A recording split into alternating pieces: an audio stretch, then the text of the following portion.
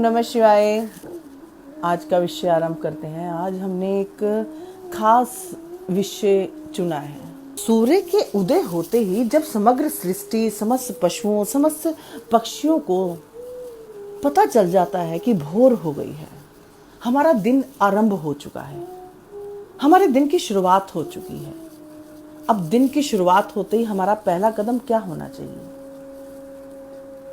हमें क्या करना है दिन भर? देखिए, जो हमारे रूटीन्स हैं वो तो है ही हैं।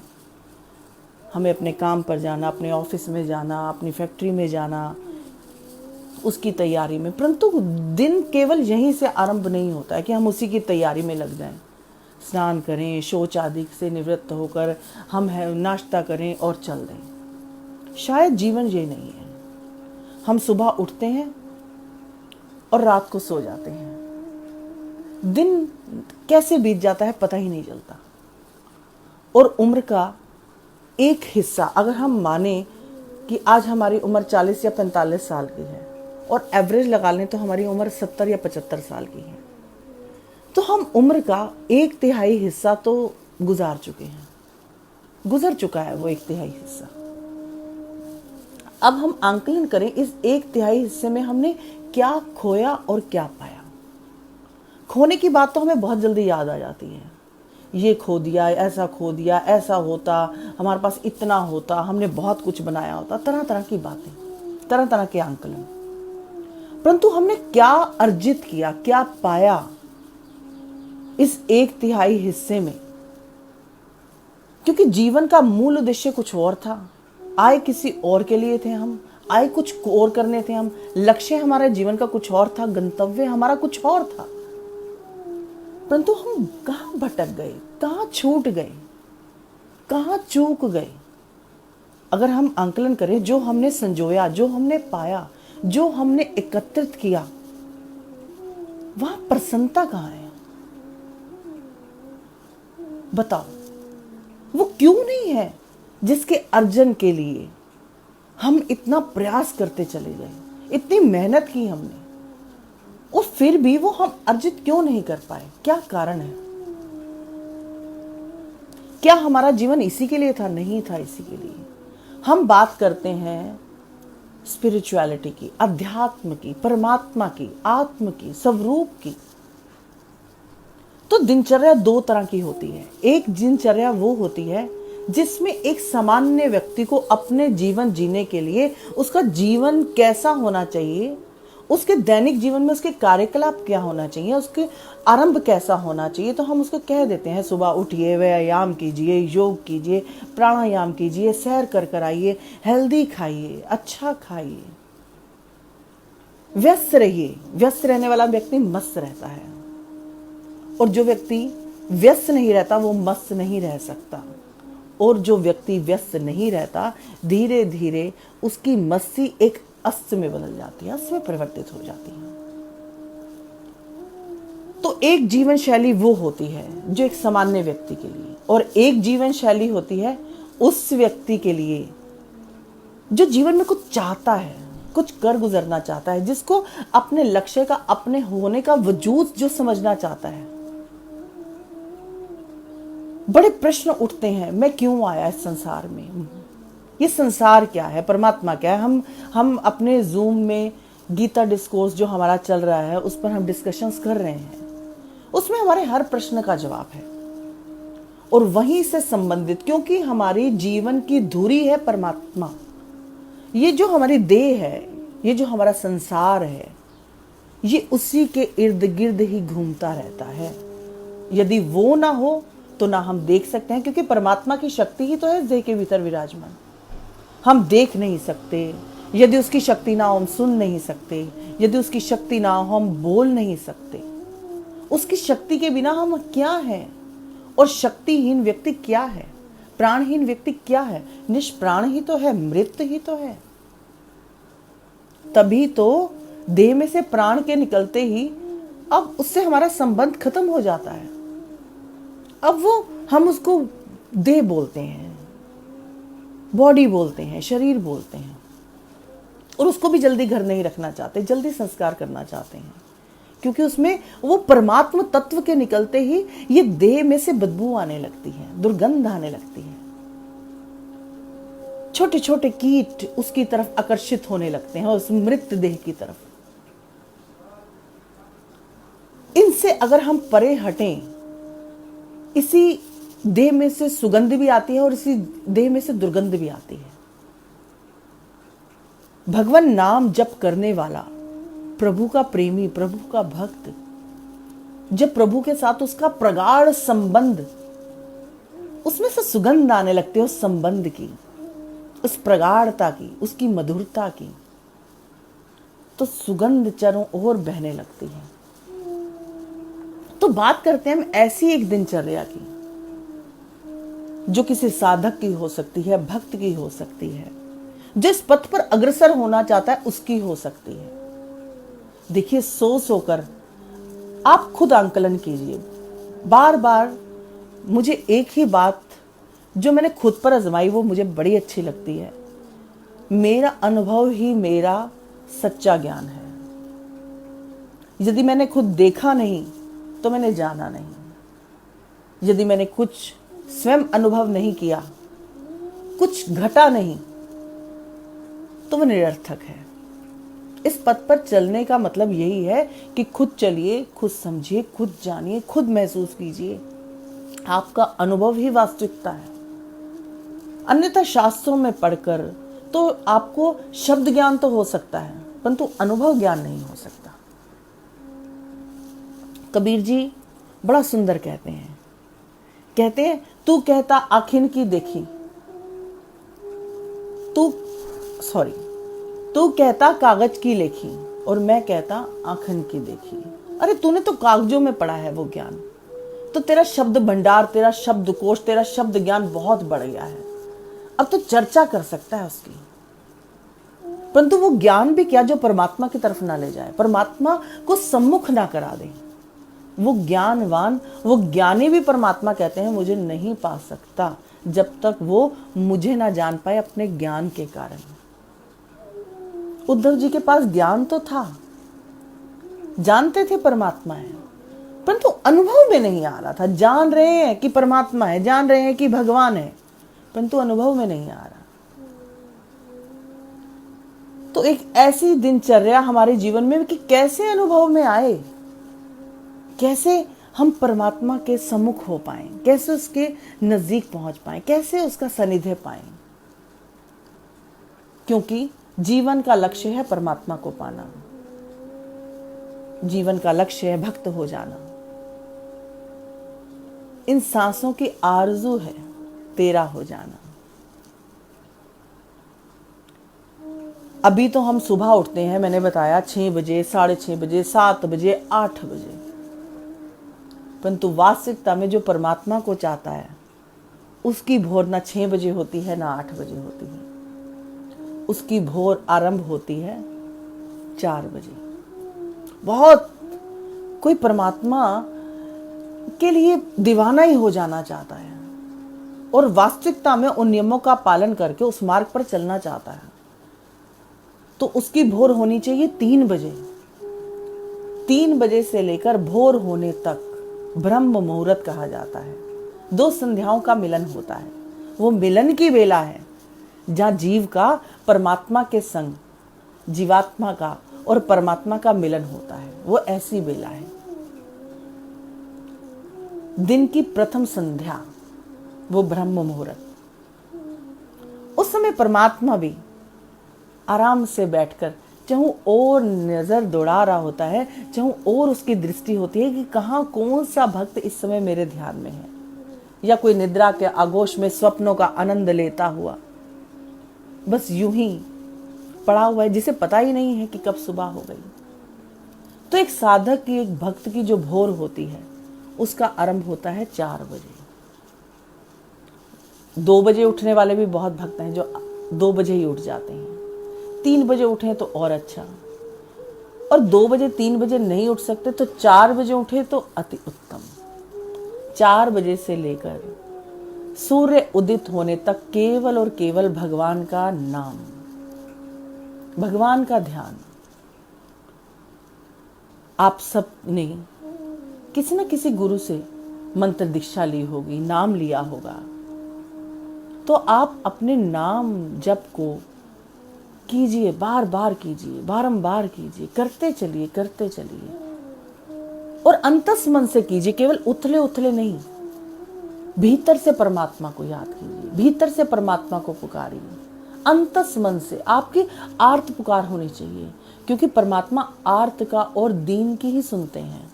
जो आर्त भाव से परमात्मा को पुकारता है, परमात्मा उसकी बहुत जल्दी सुनता है। एक होता है कोरा कोरा बोलना, और एक होता है हृदय से आवाज लगाना। तो परमात्मा को हृदय से आवाज लगानी है, डूब जाना है उस नाम में, नाम के साथ एक रस हो जाना है कि पता ही ना चले, श्वास श्वास नाम जपने लगे। इतने प्रभु के इतने प्यारे प्यारे भक्त हुए हैं कि उन न्यारे भक्तों की बात करते करते भक्त हो जाने का मन करता है। इसलिए भक्तमाल श्रवण कीजिए, भक्तमाल पढ़िए। एक एक भक्त का चित्र आपको भक्त हो जाने के लिए बार बार आग्रह करेगा। आपका बार बार मन करेगा कि कहीं मैं भी ऐसा हो जाऊं, एक क्षण को भी ऐसा हो जाऊं। अगर आप वास्तविकता में साधना करना चाहते हैं, आप अपने जीवन को देखिए। बार बार यही कहती हूँ कि ये मनुष्य जन्म इसलिए मिला है। मैं नहीं कह रही हूँ, शास्त्र कह रहे हैं, बड़े बड़े ऋषि मुनि कह रहे हैं, महात्मा कह रहे हैं। और पता है, आनंद भी तो कहीं नहीं आता। जहां मर्जी चले जाओ, जिस मर्जी रिश्ते में, जिस मर्जी संबंध में, कहीं पार्टी में, कहीं पर भी चले जाओ, 15-15 दिन के टूर लगाकर आ जाओ, मगर आनंद आता है? नहीं आता है। क्या कारण है? थकावट हो जाती है, थक और जाते हैं, उलझ और जाते हैं। आनंद क्यों नहीं आता? जिस आनंद को ढूंढने के लिए, कुछ दिनों के विश्राम के लिए हम कुछ दिन के लिए घर छोड़कर निकलते हैं, आनंद क्यों नहीं आता? क्या कारण है ऐसा? क्योंकि वो वास्तविक आनंद नहीं है, वो सच्चा आनंद नहीं है। यही कारण है। आप चारों तरफ अपनी नजर डालिए, एक एक क्रिया पर। आपने जो कुछ भी जीवन भर किया है उनको आकलन कीजिए, सोचिए, समझिए, खुद ढूंढिए, खुद देखिए कि आनंद क्यों नहीं मिला, क्या कारण था। क्योंकि वो सच्चा आनंद नहीं है। सच्चा आनंद यदि कुछ है तो वो केवल परमात्मा का नाम है। आप उसका नाम जपते हैं, धीरे धीरे रस बढ़ता है। और ये नियम 1 या 2 दिन का नहीं है। यदि आप वास्तविकता में इस पथ पर आगे बढ़ना चाहते हैं तो कम से कम आपको 10 से 12 साल तक एक ही नियम में रहना पड़ेगा। कुछ भी हो जाए, कुछ भी घट जाए, ये देह किसी काम की नहीं है, इससे काम लेना पड़ता है। इसको जितने आराम की आदत डालोगे, ये उतनी आराम पस्त हो जाएगी। इसको सोने के लिए बोलिए, बड़ा अच्छा लगता है बिस्तर, बहुत आनंद आता है, बहुत मजा आता है। बिस्तर पे मजा आता है, बिस्तर पे आनंद नहीं आता, उठने का मन नहीं करता। और कुछ दिन बाद ऐसा होता है कि अब आप उठने लायक रहते ही नहीं। अब आपको बिस्तर पे ही पड़े रहना पड़ता है, क्योंकि अब आपका देह साथ नहीं देती, आपका शरीर साथ नहीं देता, आप कुछ नहीं कर पाते। तब आपका मन करता है बिस्तर से उठूं, और तब बिस्तर नहीं उठने देता है। तो झटक कर बिस्तर को छोड़ना पड़ता है। और यदि वास्तविकता में, वरना बार बार भटकते रहेंगे, बार बार यही होता रहेगा और कुछ हाथ आने वाला नहीं है। वास्तविकता, जो वास्तविक आनंद है, जो वास्तविक सुकून है, जो वास्तविक शांति है, वो हमारे हाथ आने वाली नहीं है। तो एक बहुत लंबे समय तक, कम से कम 10 से 12 साल तक आपको एक ही नियम में रहना पड़ेगा। यदि 4 बजे उठना है तो कुछ भी हो जाए, 4 बजे उठना है। तब जाके कहीं कोपले फूटेंगी, तब जाके कहीं अनुभव में आएगा, तब जाके कुछ दृष्टिगोचर होगा, तब जाके कुछ हाथ आएगा, तब जाके सुगंध महसूस होगी। तब तक बहुत बहुत मेहनत करनी है,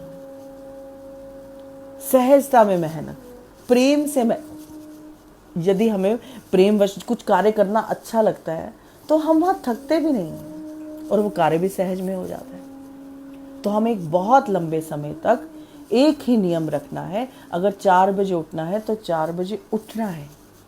1-2 मिनट का हेर फेर हो जाए, परंतु इससे ज़्यादा नहीं। तभी तो कहते हैं कि कुछ हाथ में नहीं आता। लोग कहते हैं 4 दिन भक्ति की, कुछ हाथ में नहीं आता, क्योंकि नियम नहीं है। अध्यात्म का आधार है यम नियम। नियम के बिना कुछ हाथ आने वाला नहीं है। ये प्रकृति भी एक अनुशासन में चल रही है, प्रकृति भी एक नियम में चल रही है। पृथ्वी का नियम है घूमना, परंतु भीतर की कोई वस्तु नहीं घूमती है। महसूस भी नहीं होता किसी को कि पृथ्वी कितनी तेजी से घूम रही है। यदि हमारा भीतर स्थिरता आ जाएगी तो बाहर कुछ भी हो हमें फर्क पड़ने वाला नहीं है। अभी तो कुछ होता है और हमारी अस्थिरता सामने प्रकट हो जाती है। कुछ घटता है, हम विचलित हो जाते हैं, हम डगमगा उठते हैं, हमारी कश्ती डगमगाने लगती है। तो स्थिरता को लाने के लिए हमारे जीवन में नियम होना चाहिए। यदि हम साधक बनना चाहते हैं, यदि हम परमात्मा प्राप्ति की ओर चलना चाहते हैं, यदि हम वास्तविकता में ध्यान करना चाहते हैं, क्योंकि ना जाने कितने जन्मों से क्या क्या हमारे हृदय के भीतर पड़ा है। इतना कुछ पड़ा हुआ है कि हम नेत्र बंद कर बैठते हैं तो घबराहट होने लगती है। वो दृश्य जब हमारे सम्मुख आते हैं, आते और जाते रहते हैं, हम घबरा जाते हैं, विचलित हो जाते हैं। तो इनको मथने के लिए कितना समय लगेगा? दही को जमाना पड़ता है, दूध को जमाना पड़ता है। दूध के कण कण में मक्खन है। परमात्मा सब जगह व्याप्त है, परंतु कैसे दिखे कि परमात्मा कहाँ है, कैसे प्रकट हो, कैसे अनुभव में आए कि परमात्मा है, उसके लिए हमें दूध को जमाना पड़ता है। दूध जमता है और जमने के बाद उसको मथना पड़ता है, और मथने के बाद कहीं जाकर माखन निकलता है, और उस माखन को भी घी बनने के लिए तपना पड़ता है। तो उसी प्रकार इस देह को भी तपना पड़ता है। यदि हम उस पथ पर चलना चाहते हैं तो हमारी दिनचर्या भी कुछ विशेष तरह की होनी चाहिए, क्योंकि हम कुछ अलग करना चाहते हैं। हर कोई नहीं करना चाहता। आपने आसपास अगर हम नजर दौड़ा कर देखें तो हमारे आसपास कितने लोग हैं जो ऐसा चाहते हैं। सोच कर देखिए, लोगों को क्लबों में जाना, घूमना, पार्टियों में जाना तो बहुत अच्छा लगता है। शॉपिंग करना तो ओहो कितना आनंद है, परंतु वो आनंद कितना है? क्षण भर का, क्षण भंगुर है वो आनंद, उसका आनंद नहीं है। इसलिए यदि हम कुछ पाना चाहते हैं, इस पथ पर चलना चाहते हैं, हम कहते हैं भगवान हम भी चाहते हैं भक्ति करें, तो भक्ति करने के लिए आपको जीवन में कुछ नियम बनाने पड़ेंगे। तो सर्वप्रथम अपने उठने का नियम, एक ही समय का नियम, कि मुझे कुछ भी हो जाए, भाए कुभाए अनख आलसम। जितना आप में भाए या नहीं भाए, जितना मर्जी आलस आ जाए, अभ्यास तो हम करेंगे। और अभ्यास ही है एक जो परिवर्तन ला सकता है, अन्यथा परिवर्तन आने वाला नहीं है। तो हमें सुबह उठकर नाम भजन तो करना ही करना। यदि हम सुबह कर लेते हैं ना, तो दिन भर हमारे भीतर, हमारे रुधिर के साथ वो दौड़ता रहता है। तब हमें उसको बार बार याद नहीं करना पड़ता, वो घुल सा जाता है हमारे भीतर।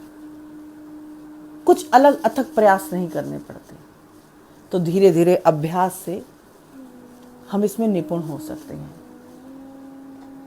एक लंबे समय तक बहुत धैर्य के साथ, बहुत आराम से, बहुत प्रेम से। इसमें सबसे बड़ा यदि कोई सूत्र हमें चाहिए तो वो धैर्य का चाहिए। लंबे अंतराल तक शबरी मैया ने कितने वर्ष इंतजार किया सिर्फ कि प्रभु आएंगे, राम आएंगे, राम आएंगे। एक लंबे अंतराल तक वो साधना थी, इंतजार। और एक दिन भगवान आए। अब यहां देखो, यशोदा मैया वृद्ध हो चली हैं, तब जाकर भगवान ने जन्म लिया है। इतनी उम्र की साधना, और यहां हम कहते हैं 10 माला कर ली, 12 माला कर ली, कुछ पता ही नहीं चलता, कुछ महसूस ही नहीं होता। आगे क्या करना है, भटक जाते हैं। आज कुछ करते हैं, कल कुछ करते हैं, परसों कुछ करते हैं।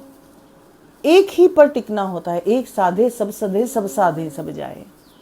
एक ही पर टिकना होता है और एक लंबे समय तक टिकना होता है और नियम से टिकना होता है। और दूसरा, इसके बाद आहार। यदि किसी ने भजन मार्ग पर चलना हो तो उसको आहार अपना जरूर बदलना चाहिए। उचित आहार खाना चाहिए, कम भोजन करना चाहिए, जिससे निद्रा हमें कम तंग करे, प्रमाद कम घेरे। क्योंकि प्रमाद, निद्रा जो है तमोगुणी है। जितना खाएंगे उतनी नींद आएगी। बार बार खाते रहेंगे, बार बार खाते रहेंगे। कभी डिकार आएंगे, कभी अपान वायु। तो भोजन इतना करें कि हमेशा पेट में जगह बनी रहे कि अभी हमें भूख लगी है। कभी भी पेट भर के ना खाएं। और जब आप बहुत भोजन कर लेते हैं तब क्या होता है? तब आप अब कुछ ऊपर से ढूंढते हैं कि अब कैसे खाना डाइजेस्ट किया जाए, कैसे अफारे को ठीक किया जाए। और यदि आप भोजन कम करेंगे तो आप देखेंगे कि आपकी समस्या का निदान 50% तो वैसे ही हो गया है और भजन में भी सहायक हो गया। तो दिनचर्या का एक ये हिस्सा कि आहार, यदि आप अध्यात्म के पथ पर चलना चाहते हैं तो। और तीसरा, इस देह से कुछ करना है। पहला, सुख निरोगी काया, जो सबके लिए आवश्यक है, चाहे वो जीवन के किसी क्षेत्र में हो, चाहे वो अध्यात्म की क्षेत्र में हो, क्योंकि ये देह अकड़ जाती है। और यदि हम व्यायाम करते रहते हैं तो इस देह में पुष्टि बनी रहती है, बल बना रहता है, इसको बल की प्राप्ति होती है। तो हमें नित्य व्यायाम भी करना है।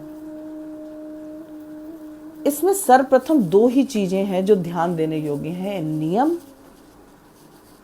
से जप करना और नियमित अभ्यास करना। कि हम अपने जीवन में संकल्प लें कि हम 11 माला रोज करेंगे या 20 माला करेंगे या 31 माला करेंगे। कुछ दिन तो हम कर लें 50 माला और 5 दिन हम कर दें छुट्टी, तो वो सही नहीं है।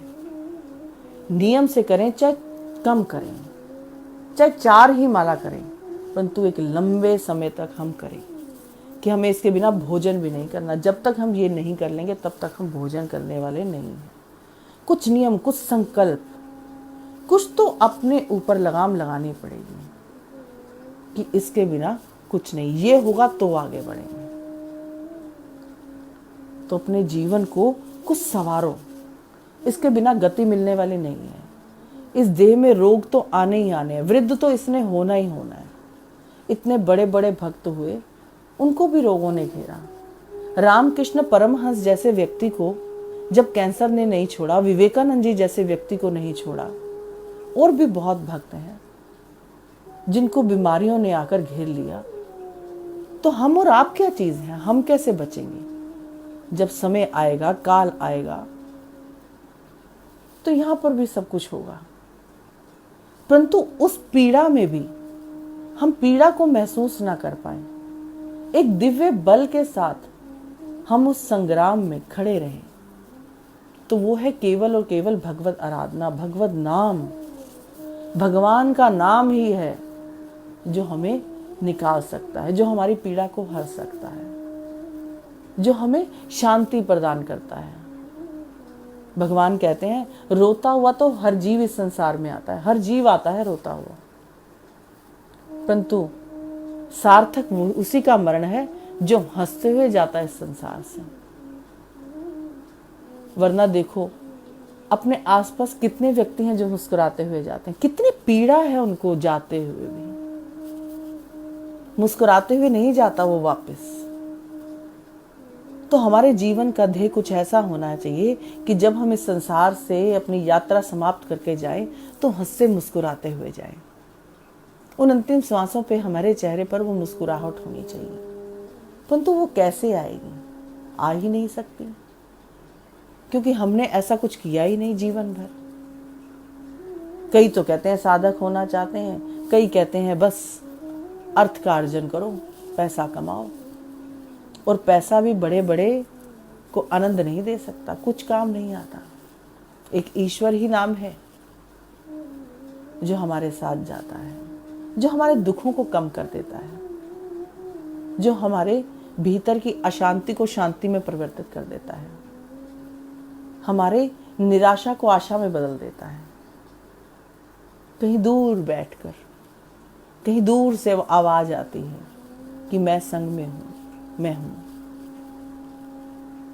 वो तभी आएगी जब हम उसके साथ जुड़ जाएंगे। और यदि हम वास्तविकता में इस पथ पर अग्रसर होना चाहते हैं तो हमारे को जीवन में नियम बनाना पड़ेगा। प्रथम सुबह उठना पड़ेगा, ब्रह्म मुहूर्त में उठना पड़ेगा। उस ब्रह्म के साथ यदि हम मेल करना चाहते हैं, मिलन करना चाहते हैं, तो हमें उस ब्रह्म समय पर ही उठना पड़ेगा। और दूसरा, हमें गिनती से कुछ माला निर्धारित करनी पड़ेंगी कि हमें कितनी माला करनी है, उतनी ही रोज करनी है।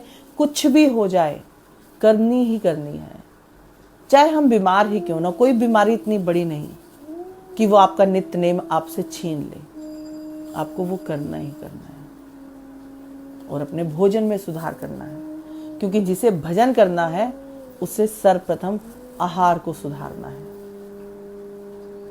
जिस भोजन उसी का होता है जिसका भोजन सुधरता है। यदि हम आरंभ यहाँ से करेंगे तो बात की बहुत बातें, क्रोध छोड़ो, लोभ छोड़ो, उन चीज़ों पर ध्यान मत दो। प्रेम इतना करो कि सब कुछ अपने आप छूट जाए। इतना जुड़ जाओ उससे, इतना खो जाओ उसमें, इतना डूब जाओ उसमें कि बोध ही ना रहे, सब समाप्त हो जाए। पीड़ा का हरण यदि कोई कर सकता है तो वही करुणा निधान है, वही करुणा कर सकता है, वही कृपा निधान है जो कृपा कर सकता है। ईश्वर कृपा साध्य है, साधन साध्य नहीं है। परंतु इसका मतलब ये तो नहीं है ना कि हम प्रयास करना बंद कर दें। साधन तो हम करते ही रहेंगे, आगे ईश्वर की इच्छा है। आगे जब ईश्वर चाहेगा, जो चाहेगा वैसा ही होगा। क्योंकि हम तो ईश्वर को ये भी नहीं कहते प्रभु हमारी मर्जी से कुछ हो। जो आप चाहते हैं, आपकी मर्जी से ही सब कुछ होता है और आपकी इच्छा से ही सब कुछ हो। दुख का निवारण यदि कहीं हो सकता है तो वो केवल और केवल ईश्वर के चरणों में, ईश्वर के प्रेम में। यदि वो ईश्वर हमारे हृदय में स्थान बना लेता है, उसका स्थान तो है ही, परंतु प्रकट नहीं है, अनुभव में नहीं है। वो हमें नाम जप से ही होगा। और यदि वो प्रकट हम हो जाता है तो हमारे दुखों का अंत भी हो जाता है। और यदि हम चाहते हैं कि हमारे आदिक, देहिक, भौतिक सब तरह के दुखों का नाश हो, तो वो केवल और केवल परमात्मा में ही ये समर्थता है, हम में नहीं है। ईश्वर ही है जो हर सकता है। तो दिनचर्या को जीवन में कुछ और बदलो। आप सोच रहे होंगे कि दीदी आज शायद हमारा जीवन में क्या होना चाहिए, हमारा लाइफस्टाइल क्या होना चाहिए, शायद उस पर चर्चा करें। उस पर भी चर्चा हमने बहुत बार की है कि सुबह उठकर हमें व्यायाम जरूर करना है, प्राणायाम जरूर करना है, योग अभ्यास जरूर करना है। फिर अच्छा खाना है हमको, अंकुरित भोजन कर सकते हैं, सलाद खाइए जितना खा सकते हैं, फ्रूट्स खाइए जितना खा सकते हैं, ड्राई फ्रूट खाइए जितना खा सकते हैं। जितना खा सकते हैं का मतलब ये नहीं कि 200, 250 ग्राम खाना है आपको। एक सीमा में रहकर, इतना ज्ञान आप सबको है। आजकल सब लोग गूगल पर सर्च करके सब चीज़ ढूंढ लेते हैं। तो क्या आपके लिए अच्छा है, क्या आपके लिए बुरा है, उन चीज़ों का ध्यान रखिए। सादा भोजन कीजिए। जितने मसाले कम खाएंगे उतना भीतर क्रोध कम आएगा आपको। तो इस तरह से अपनी जीवन शैली में कुछ परिवर्तन कीजिए। स्नान उठते ही कीजिए। कई लोगों को मैंने देखा, मैंने कल ही किसी को देखा, वो स्नान ही नहीं करते हैं 2-2 दिन। कई लोग कैसे रह सकते हैं? शरीर की शुद्धि होती है स्नान से, उसके बिना तन की शुद्धि नहीं हो सकती। और मन की शुद्धि होती है ध्यान से। मन भी शुद्ध होना चाहिए, क्योंकि शुद्ध मन में ही ईश्वर का स्थान है। तो मन की शुद्धि कहाँ से होगी? भगवान के नाम से और ध्यान से। तो इन दोनों की शुद्धि के लिए हमें भीतर भी हमारे अच्छा जाना चाहिए, अच्छे आचार विचार होने चाहिए, अब हम देखिए, हम 3 प्रकार से भोजन ग्रहण करते हैं, आँखों से भी, नेत्रों से भी और मुख से भी। जो हम सुनते हैं वो भी एक भोजन है। हम कैसा भोजन कर रहे हैं इसका ध्यान रखिए। हम क्या देख रहे हैं इसका भी ध्यान रखिए।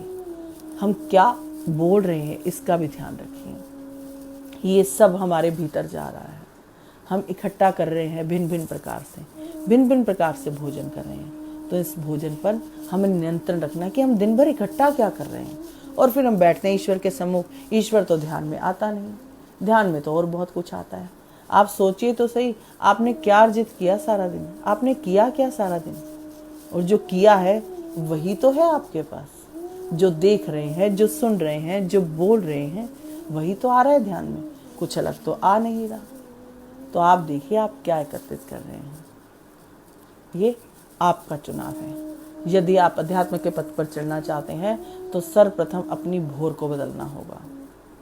अपनी संध्या को जीवन में जरूर, हमें भी संध्या के साथ संध्या करनी है। हमें भी उस गोधूली बेला में, हमें भी उस मिलन की बेला में परमात्मा के संग मिलन करने के लिए अग्रसर होना है। और वो समय इतना सुंदर है, आप करेंगे तो जानेंगे, क्योंकि बात वही है, आपका अनुभव ही आपका ज्ञान है। बता सकता है कोई, चलना आपको है। आप कितनी कशिश से चलते हैं, कितना जुनून है आपको उसको पाने का, ये आप पर निर्धारित है। तो आज के भाव को हम यही समाप्त करते हैं, फिर मिलेंगे। ओम नमः शिवाय।